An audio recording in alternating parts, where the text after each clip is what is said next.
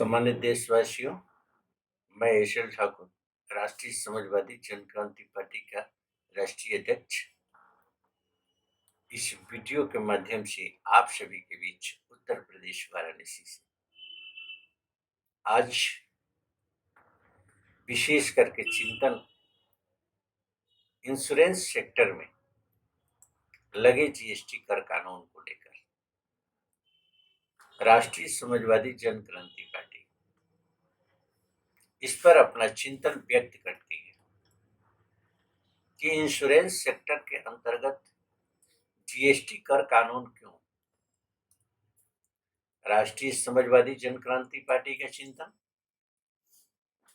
जनहित को ध्यान में रखते हुए जब इंश्योरेंस सेक्टर के अंतर्गत, चाहे वो पॉलिसी लाइफ इंश्योरेंस के अंतर्गत हो या जनरल इंश्योरेंस के अंतर्गत हो,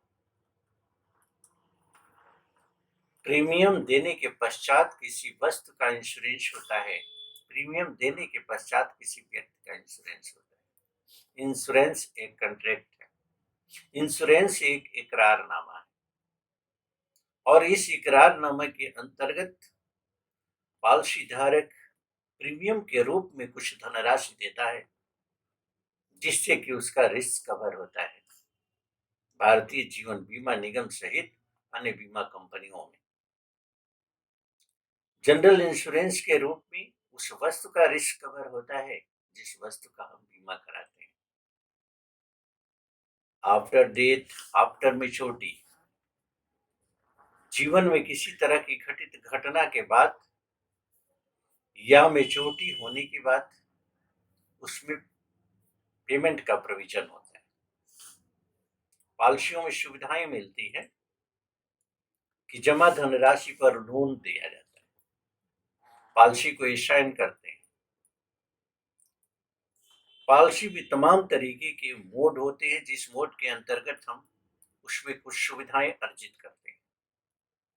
वह सुविधा होती है पॉलिसी किस्तों को देने की सुविधा, पॉलिसी के अंतर्गत लिए गए सम एश्योर्ड में सम एश्योर्ड रिड्यूस करने की सुविधा, मोड परिवर्तन की सुविधा, पता परिवर्तन की सुविधा।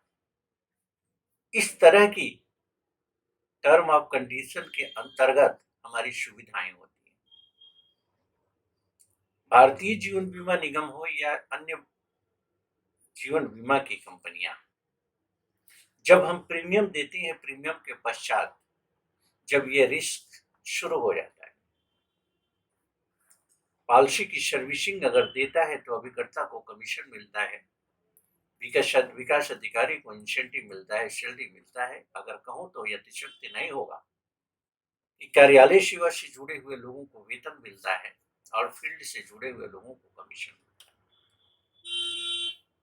पॉलिसी धारक अपना प्रीमियम देता है, बदले में उसे रिटर्न के रूप में कुछ नहीं मिलता।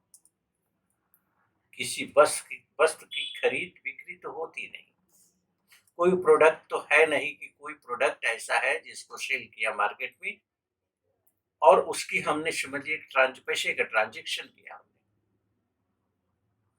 अब रही बात सिर्फ मैं प्रीमियम दूं इकरारनामा के बेस पर और उस पर जीएसटी में दूं, ये कहाँ का न्याय है। अपनी जमा प्रीमियम को लोन के रूप में मैं प्राप्त करूं और लोन के इंटरेस्ट भरपाई करने पर हमें जीएसटी देना पड़े, ये कहाँ का न्याय है। पॉलिसियों में किसी भी तरीके का कोई अल्ट्रेशन कराना है, अगर हमने चेक जमा किया, चेक जमा करने के बाद वो चेक सीटी हो गया तो चेक की सीटी की औपचारिकताओं को जो पूर्ण किया जाता है उस पर जीएसटी दिया जाए, ये कहाँ का न्याय है। यह जीएसटी ही नहीं, ये जजिया कर्ज।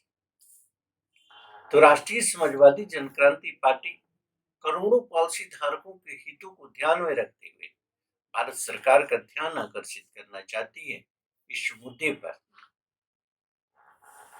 कि भारत सरकार जीएसटी कर कानून की समीक्षा करे इंश्योरेंस सेक्टर पर, जिससे कि राहत मिले करोड़ों पॉलिसी धारकों को।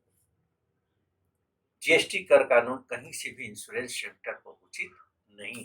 राष्ट्रीय समाजवादी जनक्रांति पार्टी का मानना है।